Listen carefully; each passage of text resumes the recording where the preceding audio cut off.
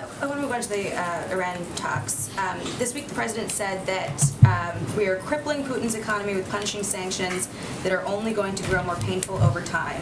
But the State Department said that the administration would not sanction Russian participation in nuclear projects that are part of the JCPOA. So how does the administration justify calling for such strong sanctions on Russia but giving them a pass when it comes to Iran? Isn't that hypocritical in some sense? There's absolutely no pass given. They're not getting additional assistance or sanctions relief of any sort. They have an implementation role. They've had an implementation role in the past as it relates to the Iran nuclear deal, and that is certainly what we would be talking about in this regard. But for clarity purposes, there's absolutely no additional sanctions assistance that Russia would be receiving that is outside of the Iran nuclear deal.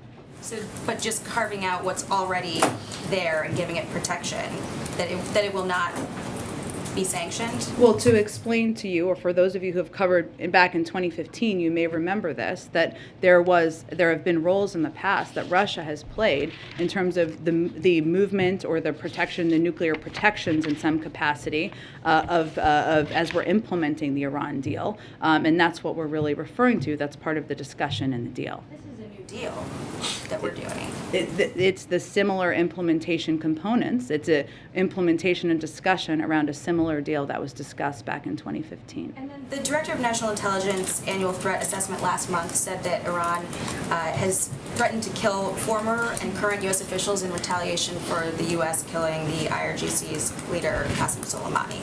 So do those threats constitute terrorism? Well, I would just remind you all that where we are, one, I'm not going to just confirm or get into specifics about any threats through intelligence channels, but where we are right now, is that not only has Iran's nuclear program advanced, but their behavior in the region and beyond has gotten more aggressive, including by the Islamic Revolutionary Guard. So the notion that the actions of the past administration pulling out of the Iran nuclear deal has cut down on the actions or the escalatory behavior of the Iran Revolutionary Guard is inaccurate. The Iranian government has actually doubled their budget or something like that. So the notion that the approach that the status quo is effective and making us safer just doesn't bear out in any form of facts. So they should not then, the IRGC be delisted from the terrorist blacklist? There's an ongoing negotiation. I'm not going to get into specifics of it, but I would just note that the status quo where we stand has done nothing to make us safer in any regard. In fact, the Islamic Revolutionary Guard has only been strengthened. Go ahead.